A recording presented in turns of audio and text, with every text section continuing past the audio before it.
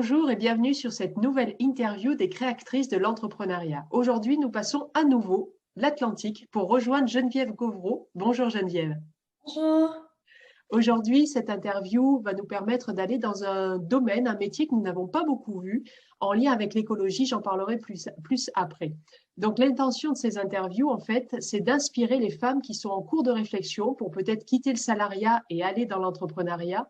Et c'est aussi pour apaiser les personnes qui sont sur le début du chemin, les 3 premières années qui sont vraiment vitales pour une entreprise et qui nous font vivre des peurs, des doutes, le syndrome de l'imposteur, peut-être, cette sensation de ne pas être légitime à faire ce qu'on a envie de faire, etc. Et donc, toutes ces entrepreneuses, dont Geneviève aujourd'hui, vont nous parler de comment elles font pour gérer tout ça, pour peut-être aussi réussir à équilibrer entre la vie personnelle et vie professionnelle. Bref, tout ce qui nous porte à vouloir aller dans l'entrepreneuriat, même si il y a beaucoup de choses qui nous bloquent dans la tête. Donc Geneviève, elle a créé son entreprise depuis récemment, c'est Espace Mini. C'est sa conscience écologique qui lui a montré, de par son métier précédent, éducatrice de jeunes enfants, que la consommation de papier posait de gros soucis en termes environnementaux par rapport à l'utilisation de l'eau, par rapport au CO2 dégagé, par rapport au déboisement. Et elle a créé un produit sur lequel, elle en parlera mieux que moi tout à l'heure, sur lequel les enfants notamment peuvent écrire, effacer et réécrire plutôt que d'utiliser du papier. Donc Geneviève, est-ce que tu peux te présenter un peu plus que ce que je viens de le faire et nous présenter justement ton actualité avec Espace Mini?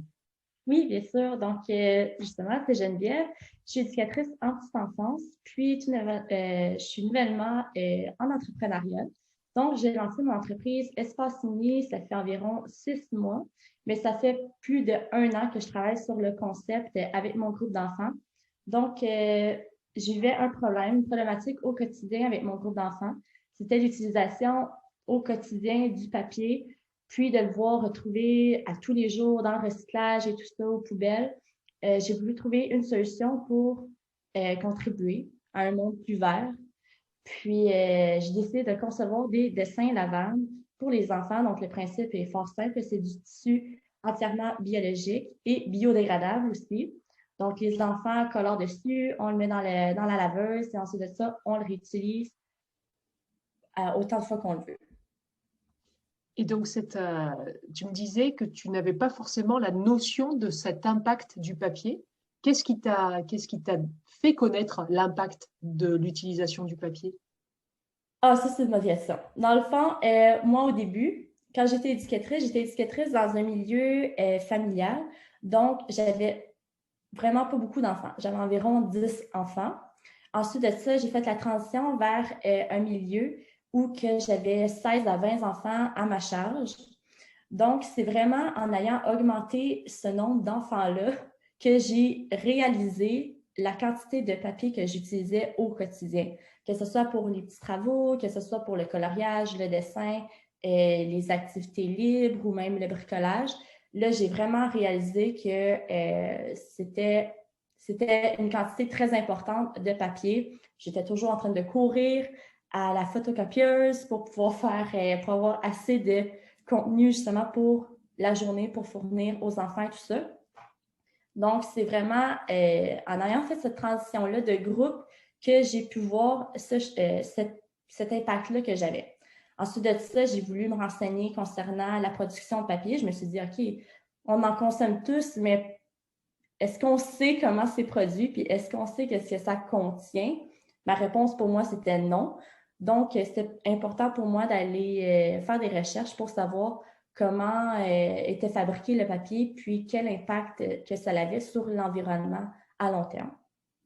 Donc, ça veut dire que c'est parce que tu es allé chercher des informations que tu as eu ce déclic de quitter le salariat pour aller travailler à réduire cet impact-là? Oui, Et est-ce que tu avais déjà eu l'idée d'entreprendre, alors tu es toute jeune, mais est-ce que tu avais déjà eu cette idée, un jour je serai entrepreneuse? oui, oui. Auparavant, j'avais commencé à lancer un blog, une petite activité. Au départ, je suis artiste, donc je fais des aquarelles, je peinture à l'eau, à l'huile, ainsi de suite. Donc, au départ, j'avais ma boutique Etsy pour les aquarelles, c'était des peintures d'enfants, là, on en voit derrière, là, donc Ouais. c'était plus de ce style-là. Donc, c'est ça. Puis, j'ai toujours rêvé, même toute jeune, d'avoir ma propre entreprise, de gérer ma propre horaire et puis être ma patronne.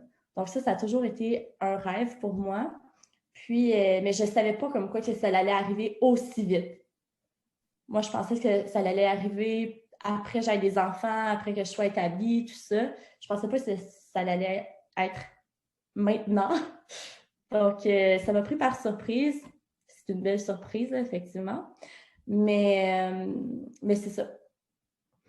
Est-ce que ça veut dire que tu n'as pas eu peur du coup de passer, de quitter le salariat parce que cette envie était trop forte ou tu as quand même eu des peurs et des doutes? Oui, j'ai eu beaucoup de peur, beaucoup de réflexions à faire. Ça m'a pris à peu près 1 an de réflexion pour vraiment voir qu'il y avait de l'intérêt sur le produit que je faisais et tout ça. Donc là, je me suis dit, OK, tout le monde me disait, ah, tu devrais te lancer une entreprise là-dedans, tout ça. J'ai dit, ah, OK, oui, oui, je vais y penser. Ensuite de ça, c'est vraiment l'envie. Dans le fond, j'ai été un petit peu pressée dans le temps parce que nous, on a eu accès au programme STA. Donc, c'est un programme de soutien aux entreprises, aux travailleurs, des travailleurs autonomes au Canada.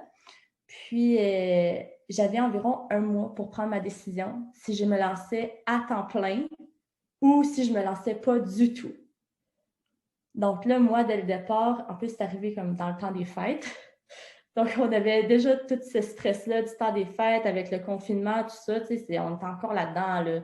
Donc, oui, c'est ça, ça m'a pris vraiment par surprise. Puis, il a fallu que je prenne une décision rapide. Donc, j'ai eu 1 mois pour prendre la décision pour voir si j'allais me relancer à temps plein ou pas du tout. Puis, je me suis dit, bon, tant qu'à y être, tant qu'à avoir la chance du soutien aussi par la mesure STA, pourquoi pas? Donc, je me suis lancée là-dedans sur un coup, sur un coup de tête, dans le fond. Sur un coup de tête, mais il y avait eu cette réflexion quand même d'1 an, j'y vais pas, c'est ça? Oui. Donc le coup de tête, ça a été par rapport à l'opportunité d'avoir ce soutien-là, le STA. Est-ce que c'est quelque chose qui se renouvelle chaque année, ce soutien? Oui, mais ça dépend vraiment. Donc, la mesure STA, qu'est-ce que ça vise? Ça vise vraiment à aller chercher, à promouvoir des entreprises, des idées, tout ça, selon le besoin actuel. Okay. Donc c'est ça. Puis aussi, je crois que ça a une limite d'entrepreneurs que ça peut prendre sous son aile, parce qu'on est accompagné par des coachs, par une école aussi d'entrepreneuriat pour effectuer notre plan d'affaires, des cours en plus pour la programmation de sites web et tout ça. Donc, c'est ça, je sais que c'est limité. Puis nous, et puis aussi, il faut aussi avoir accès au chômage. Donc là, c'est ça, mon conjoint était en transition de travail. Donc, présentement, il était sur le chômage, tout ça. Donc, lui, il était accessible. Ça faisait en sorte que moi, je l'étais aussi. Donc là, c'était une chance, en fond. Oui, il y a eu beaucoup de voyants verts qui se sont allumés pour dire oui, en fait. Oui, c'est ça. Tout s'était aligné là, pour moi. Et donc, ce que j'entends et ce que tu m'avais dit, c'est qu'en fait, c'est ton conjoint et toi qui travaillez sur ce projet-là. C'est en couple que vous lancez cette entreprise. Mm-hmm. Oui, donc on a tout ce stress-là aussi de couple qui vient avec ça pour justement dissocier la vie de couple avec la vie de l'entreprise. Quels ont été les principaux obstacles que tu as dû dépasser ou que vous avez dû dépasser pour vous lancer et au tout début, enfin vous êtes encore au tout début finalement?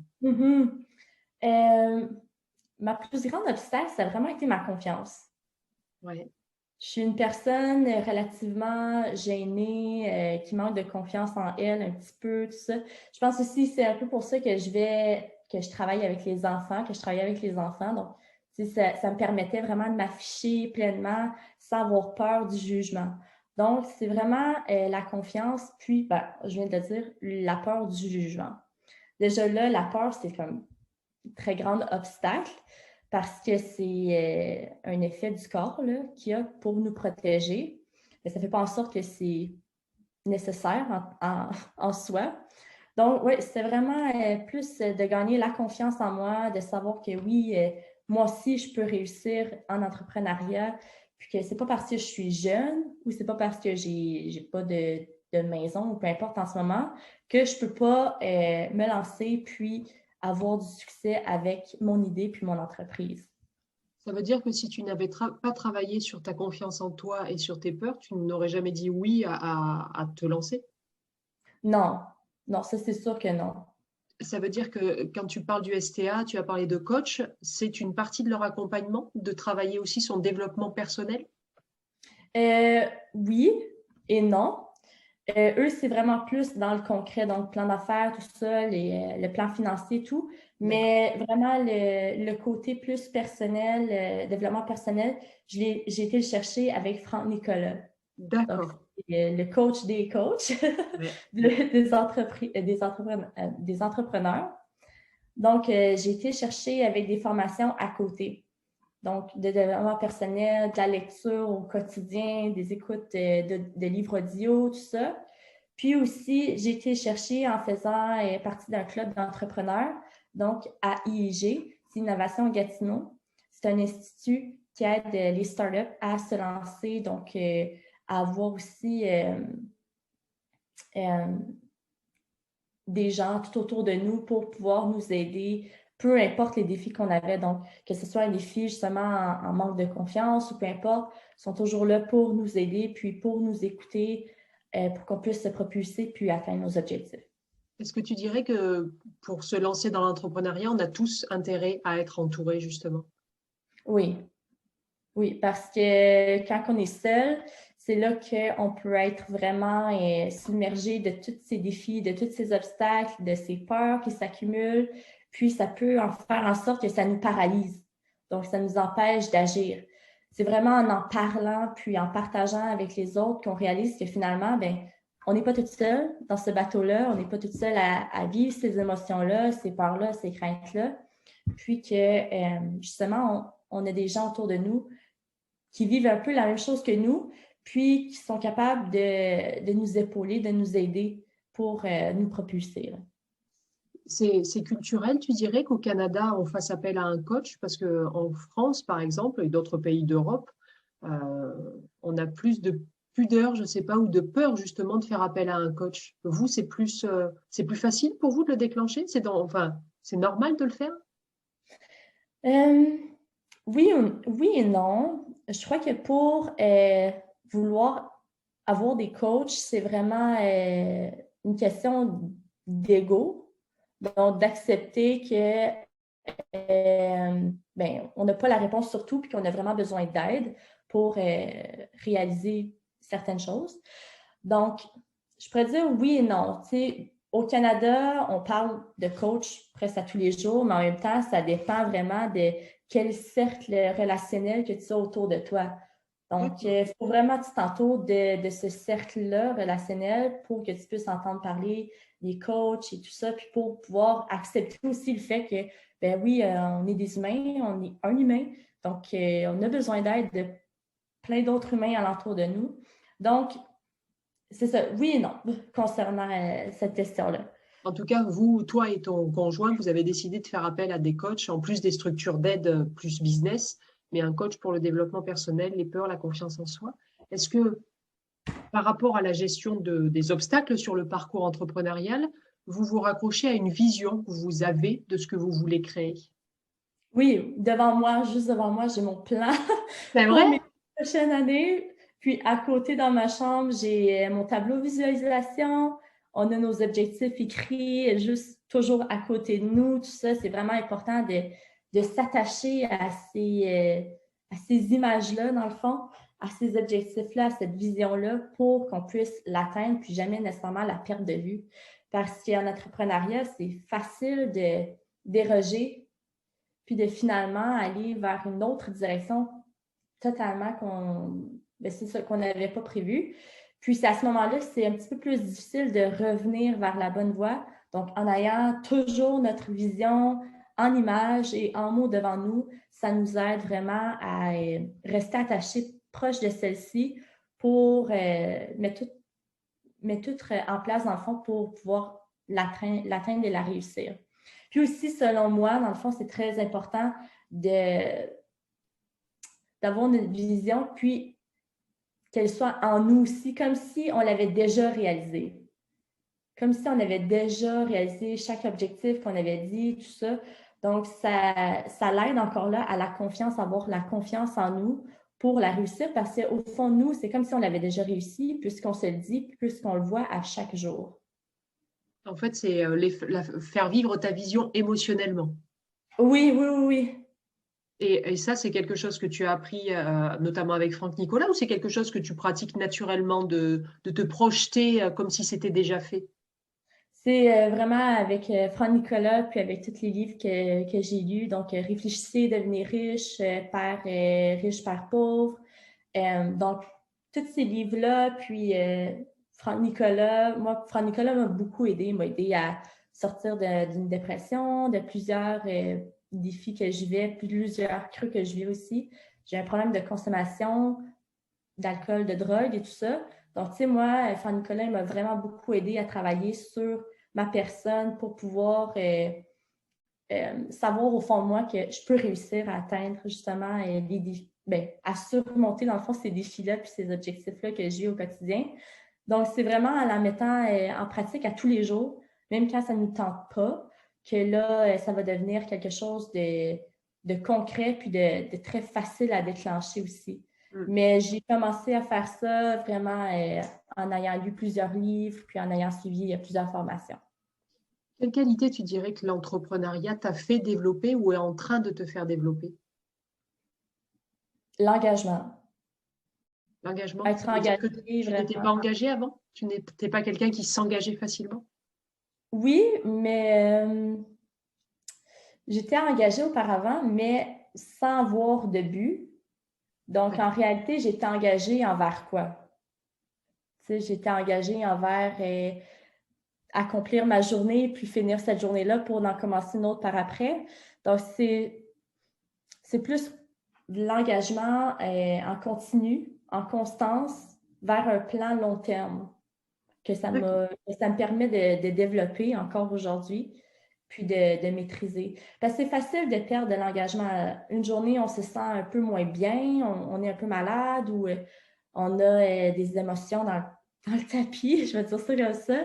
Donc, c'est facile de perdre cet engagement-là, puis de dire, ben finalement, aujourd'hui, ben, je ne vais pas m'entraîner, je vais pas bien m'alimenter. Ben, c'est pas grave si je fais pas mes objectifs que je m'avais dit, tout ça. Puis en fait, ça fait en sorte que la journée d'après, ben, c'est un petit peu plus difficile de s'engager parce qu'on a cette émotion négative-là qui s'est installée, puis aussi comme ce mal-être-là, dans le fond, je pourrais dire, là, de ne pas avoir réussi notre journée à 110% comme on s'avait dit, comme quoi qu'on allait la réussir. Donc, l'engagement continue, en constance, c'est vraiment ça que ça me permet dans le fond, d'avoir l'entrepreneuriat. Tu vois d'autres qualités que l'entrepreneuriat te fait développer ou t'a fait développer par rapport au salariat? Il y en a plusieurs, là. On dirait que là, tu me poses la question. Les voix, c'est comme... je pourrais dire...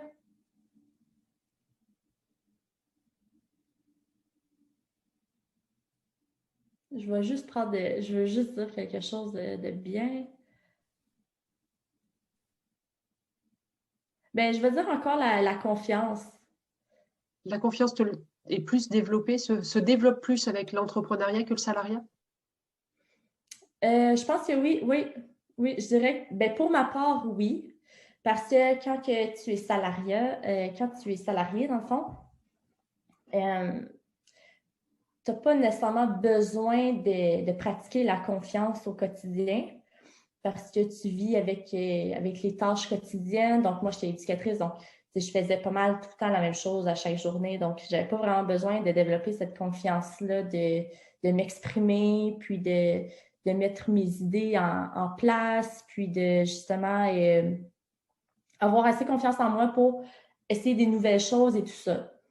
Donc, je n'avais pas besoin de pratiquer ça parce que j'avais tout devant moi. Tu sais, quand tu es éducatrice, tu as Planitou, tu as Éducatou, tu as plein de sites qui t'offrent tout plein d'activités, d'idées d'activités. Donc, déjà là, tu n'as pas besoin de la créativité pour les créer. tu as les tâches quotidiennes, donc ça se répète toujours. Tandis que quand tu es entrepreneur, ben, tu as besoin de la confiance en toi pour pouvoir commencer des tâches que tu n'as jamais faites, commencer des objectifs que tu n'as jamais faits, puis de les maîtriser aussi.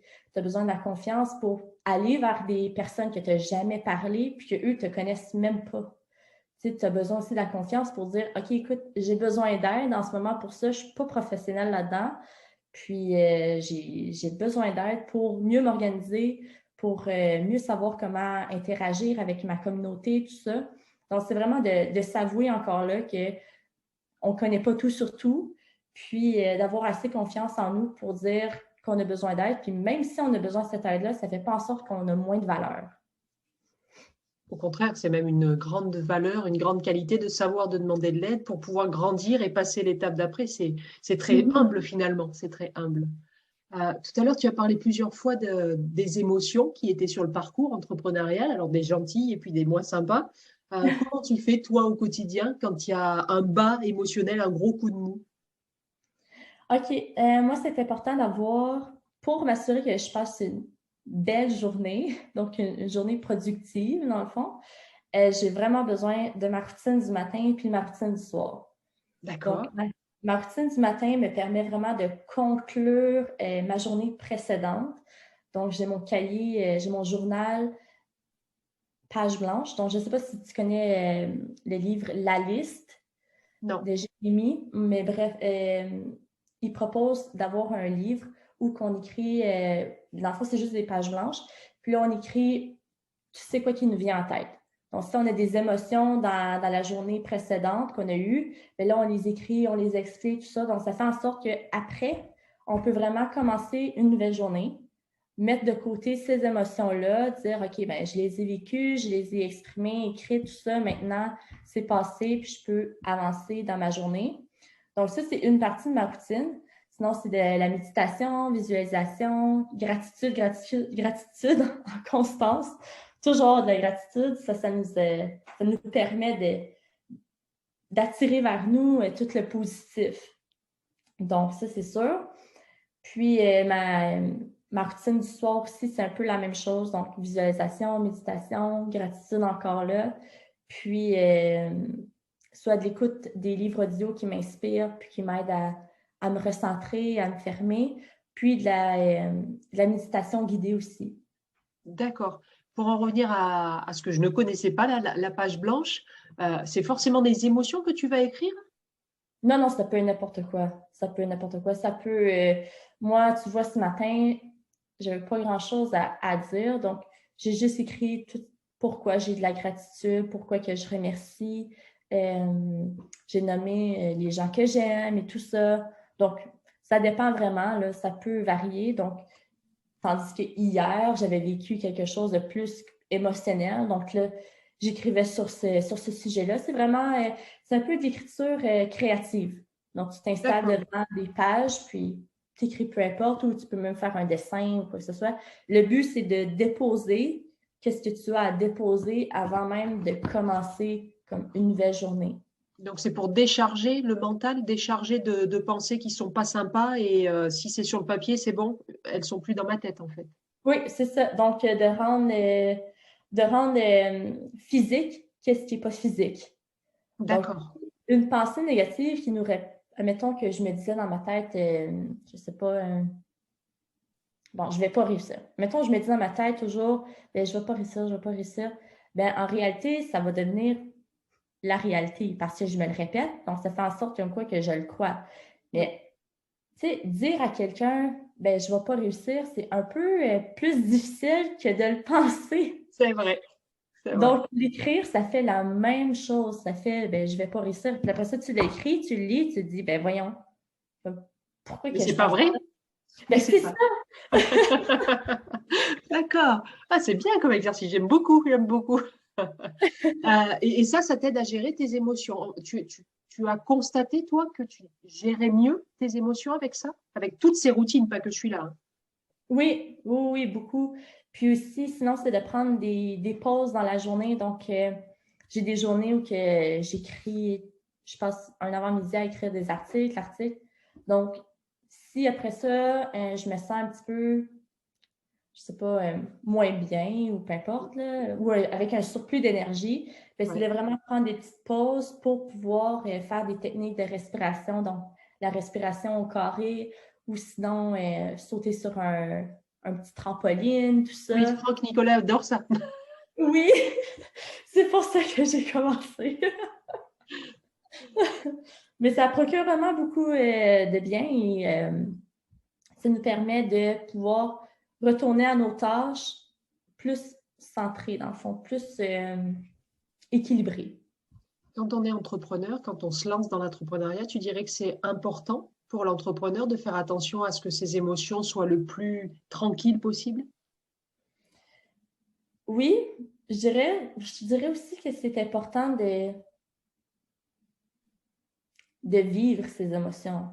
Parce que c'est quand que tu t'empêches de vivre tes émotions qu'elles vont revenir, puis qui vont s'amplifier aussi pour prendre plus d'espace. Puis là, d'un coup, ben, ça prend tout l'espace qu'on a en nous, puis on ne peut pas faire d'autres choses de manière cohérente. Donc, c'est vraiment de les vivre, de les accepter, puis ensuite de ça, de les laisser partir. C'est vraiment de cette manière-là que tu peux atteindre un certain niveau plus stable émotionnel. Donc, c'est ça. Moi, j'ai passé de la médication aussi parce que je suis TDAH. Donc, j'ai passé de la médication pour contrôler justement toutes ces émotions-là. Donc, TDAH, c'est réputé pour avoir des émotions. On me voit un peu aussi maintenant. Tu sais, je gesticule beaucoup, tout ça. Donc, mais maintenant, j'en prends plus parce que je maîtrise mes émotions. Je suis capable de les accepter, de les vivre, puis de les laisser partir pour ensuite de ça pouvoir me recentrer. Donc, je dirais que c'est pas nécessairement de toujours vouloir un côté neutre émotionnel, mais de plutôt accepter nos hauts et nos bas, puis d'en profiter aussi. Donc, quand que je suis plus énergique ou quand que j'ai des émotions beaucoup plus vers le haut, dans le fond, tu sais, je vais en profiter pour pouvoir faire des tâches qui vont me permettre d'utiliser ces émotions-là dans le fond, d'en profiter totalement de ces émotions-là pour en retirer le plus de positif que je peux. Donc, admettons que je me sens super énergique ou enjouée, peu importe, bien là, c'est à ce moment-là que je vais aller contacter des gens que je ne connais pas pour pouvoir parler de mon entreprise, ou c'est à ce moment-là que je vais faire des vidéos, des capsules et tout ça pour encore là expliquer nos produits. Tandis que quand j'ai des émotions un peu plus basses, c'est dans ces moments-là que je vais plus me renfermer puis que je vais aller écrire des articles ou que je vais aller effectuer des tâches sur le site Internet et tout ça. Donc, ça va vraiment me permettre de pouvoir vivre ces émotions-là, de les accepter puis d'en profiter aussi. Donc, ça veut dire que quand on parle de la gestion du temps, la gestion des priorités, tu essayes en même temps de gérer ton énergie en fonction de ce que tu as à faire. Oui. Ça veut dire que tu t'es observé et tu t'observes justement par rapport à, est-ce que dans tes journées, tu es toujours en énergie entre 10h et 12h du matin? Est-ce que c'est plutôt le soir? Ou est-ce que tu tiens compte du fait que ça peut être variable d'un jour sur l'autre, d'un jour à l'autre? Je tiens compte comme quoi que ça peut être variable. Je ne pourrais pas dire que c'est variable d'un jour de suite, comme à chaque jour, c'est pas nécessairement variable. Je pourrais dire que c'est peut-être variable 2 fois par semaine, c'est déjà beaucoup. Ouais. Mais sinon, j'ai un horaire qui m'aide à m'établir justement mes objectifs, à, à les cibler au meilleur moment où que je peux les faire. Donc, c'est ça. Moi, en avant-midi, j'ai beaucoup d'énergie, tout ça, donc je vais en profiter pour faire des tâches ou réaliser des objectifs qui vont me demander beaucoup plus de concentration et qui vont me demander beaucoup plus d'énergie. Tandis qu'en après-midi, je suis toujours plus molle, si je pourrais dire. Donc, je vais en profiter pour pouvoir cibler mes tâches ou mes objectifs selon mon état. Mais ça, c'est mon état plus physique. Mon état émotionnel, ça, c'est quelque chose de différent. Là, je vais pouvoir vraiment bouger mes blocs dépendants de ce facteur-là. Ça demande une observation régulière, pour pas dire permanente, de comment tu te sens en fait, enfin, dans ta journée. Oui, oui. Euh, Tu en as parlé un petit peu tout à l'heure que tu avais pas forcément confiance en toi. On parle souvent du syndrome de l'imposteur, avoir l'impression qu'on n'est pas légitime à faire ce qu'on fait. Est-ce que toi, tu l'as vécu, ce syndrome-là aussi? Oui, ben oui, c'est ça, oui, oui. Je l'ai vécu, puis je pense que je vais peut-être le vivre un peu toujours, parce D'accord. que je veux pas, tu sais, c'est un syndrome qui refait surface quand on manque un petit peu de confiance, d'estime, tout ça, puis quand on est plus dans une énergie négative. Donc, ça revient. Puis aussi, un syndrome d'imposteur, c'est quand on n'est pas nécessairement habitué d'effectuer quelque chose de nouveau. Donc, quand on ne le maîtrise pas. Puis, en tant que tel, en entrepreneuriat, on va toujours travailler avec quelque chose de nouveau qu'on ne maîtrise pas. Mm. Donc, ça va peut-être toujours refaire un petit peu surface, mais c'est de mieux, encore là, de l'accepter, puis de le vivre, puis de le laisser partir par après. Donc, je suis vraiment beaucoup dans l'acceptation de mes émotions, puis de mon être, pour pouvoir passer, dans le fond, au travers de ces défis-là, puis de ces moments difficiles-là. Est-ce que tu as quand même la sensation qu'au fur et à mesure que tu avances sur ce chemin entrepreneurial, tu as justement cette connaissance que bah, là, il y a quelque chose de nouveau qui arrive, je vais avoir peur, c'est normal, mais je me suis déjà prouvé que j'ai réussi, donc il n'y a pas de raison. Et du coup, ça s'apaise tout ça quand même? Oui, oui, oui, c'est sûr. C'est sûr que oui. Ça devient beaucoup moins long, beaucoup moins fort. Puis, ben, c'est ça, comme que tu viens de le dire, on peut savoir que ça s'en vient. Donc, on peut se préparer en conséquence.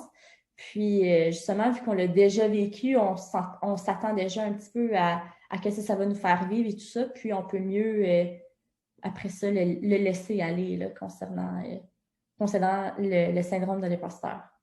Donc c'est un travail permanent sur toi, en fait, d'accepter que bah, même si je manque de confiance en moi, je me force à agir. Et puis au fur et à mesure où je me force, à un moment, ça devient plus facile quand même. Mhm. C'est ce que tu vis, c'est ce que tu vis parce que tu te fais accompagner ou c'est quelque chose où tu n'as plus besoin d'être accompagné sur ça. Maintenant, tu sais faire. Maintenant, je sais faire, mais avec le développement personnel, on a toujours besoin d'en apprendre beaucoup plus. On a toujours besoin d'être accompagné. Je crois que l'accompagnement, ça devrait se faire sur le chemin de toute une vie. Donc, on va toujours vivre des choses différentes, difficiles. Donc, en étant accompagné constamment, je veux pas, on met dans notre bagage des outils puis des connaissances qu'on n'a peut-être pas besoin en ce moment, mais qu'on va pouvoir utiliser quand on va en avoir besoin. Donc, vraiment, peut-être qu'on ne ressent pas le besoin qu'on en a besoin présentement, dans le fond, de l'accompagnement puis du coaching et tout ça, mais ça va servir un jour ou l'autre. D'accord. Donc tu étoffes ta boîte à outils. Oui. Et même si tu l'as pas utilisé maintenant, il y a un moment où tu penseras, ah mais ça, pour cette situation-là, il y a quelque chose que je crois que j'ai vu, je vais peut-être l'utiliser. Mhm. Wow, bravo, beau chemin et belle prise de conscience en tout cas que tu peux avancer aussi plus autonome, d'une manière plus autonome finalement. Euh, Mhm. Quelles sont tes trois plus grandes joies en tant qu'entrepreneuse? Euh, c'est de vraiment faire vibrer, dans le fond, ma mission de vie. Donc, de travailler sur ma mission de vie à tous les jours, ça m'apporte beaucoup, beaucoup de joie. C'est de pouvoir aussi partager, avoir le sentiment de contribution pour un avenir plus vert, un avenir meilleur pour les futurs adultes, les futures générations, tout ça. Donc, ça serait ces deux-là. Puis la troisième joie, euh, ça pourrait être le cheminement personnel que je fais. Donc, ça, D'accord. c'est une grande joie que j'ai parce que ça va faire en sorte que quand je vais arriver sur mon lit de mort et tout ça, ben, je vais pouvoir avoir la fierté d'avoir pris des risques, d'avoir accepté que parfois, ben, ça va être difficile, que ça va peut-être pas réussir comme que je l'avais prévu, tout ça, mais pourtant, j'ai quand même persévéré, j'ai quand même continué. Donc, ce serait ces trois joies-là. Est-ce que tu dirais que l'entrepreneuriat permet de se réaliser et de s'épanouir par rapport au salariat? Ça dépend, les deux. Je pourrais dire les deux parce que ça ne veut pas dire que nécessairement moi, je suis plus faite pour l'entrepreneuriat qu'une autre personne en tant que telle devrait être faite pour l'entrepreneuriat. Je pense à ma mère. Ma mère, elle n'est pas entrepreneuse, elle est cuisinière, puis elle est totalement heureuse puis épanouie avec ce qu'elle fait. Donc, ça dépend de la personne, ça dépend de ses besoins. L'entrepreneuriat, ça ne veut pas dire nécessairement que tu peux juste contribuer en étant entrepreneur. Tu peux autant contribuer en étant salarié, comme les docteurs, comme les professeurs, encore là, les cuisiniers, tout ça. Tous eux, ils nous apportent énormément de joie, énormément de connaissances, puis ils font en sorte qu'il y a aussi il y a un cheminement au sein de la société. Donc, ça dépend encore là de tes valeurs, de tes besoins, puis de qu'est-ce qui te fait vibrer. Super. Merci beaucoup pour cette prise de recul et cette réflexion pleine d'humanité et pleine de sagesse. Donc, bravo, merci. Deux dernières questions pour finir, Geneviève. Quel conseil tu te donnerais à ton toi d'avant la création de ton entreprise? Fonce. Carrément. Et pas peur, fonce, fais-toi confiance. On a tous commencé, tous les entrepreneurs ont commencé, puis même les salariés, tu sais, on commence tous en bas. On commence tous au commencement, on ne sait pas, on sait pas à quoi s'attendre, on ne sait pas encore qu'est-ce qu'on va devoir faire et tout ça. Donc, juste fonce, puis pense-y pas trop, ne pas trop penser. Génial. Alors, tu vas voir si tu fais la même réponse. Quel conseil tu donnerais aux femmes qui nous écoutent, qui ont peur de se lancer ou qui sont sur le début du chemin? Quel conseil tu leur donnerais en termes d'état d'esprit? De s'entourer. Je trouve qu'il y a tellement d'opportunités de s'entourer. Maintenant, avec la technologie, là, comme moi, justement, je t'ai rencontré à partir d'un groupe Facebook. Oui. Donc, il y a tellement de manières de s'entourer, que ce soit virtuel, que ce soit en personne, tout ça. Puis de ne pas avoir peur de demander, de dire « Hey, je peux-tu participer moi aussi à cette rencontre-là ou est-ce que je peux m'inclure dans votre groupe et tout ça? » Donc, je pense à Femmes de tête. Ça c'est un groupe Facebook. Donc, il y a Femmes de tête, il y a Maman en affaires, je suis entrepreneur, tout ça. C'est pas juste pour des personnes qui sont en entrepreneuriat. Ça peut être pour n'importe qui. Quelqu'un qui est salarié à temps plein aussi, puis qui veut juste rester salarié, bien, il y a autant besoin de s'entourer, puis d'avoir de l'aide pour quand il y en a besoin, justement. Donc, c'est de s'entourer, puis de demander. Très bien.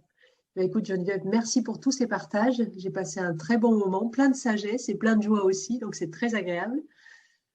Est-ce que tu as un mot de la fin ou une phrase de la fin pour clôturer ta propre interview?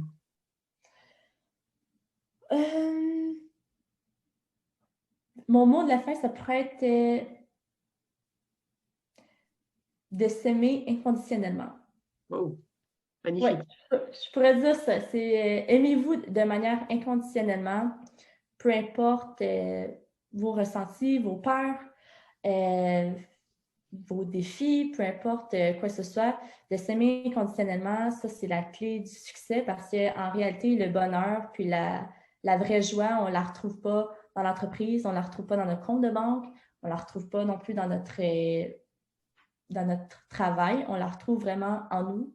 Donc, de s'aimer inconditionnellement, ça va faire en sorte qu'on va être beaucoup plus sûr de nous, puis on va beaucoup plus s'assumer en tant que personne. Très bien. Eh bien, écoute, merci pour tous ces partages et toutes ces réponses. J'espère que ça contribuera à apaiser les femmes qui sont en train de vivre ce que tu vis toi depuis quelques mois. Donc, tu me feras passer tous les liens que tu veux que je mette sous la vidéo pour que les personnes puissent te trouver dès qu'elles auront écouté l'interview. Et puis, eh ben, j'espère qu'on restera en contact, Geneviève, parce que j'ai beaucoup aimé t'interviewer en tout cas. Donc, merci beaucoup. Merci. Merci, à bientôt, Geneviève. Au revoir. Bye.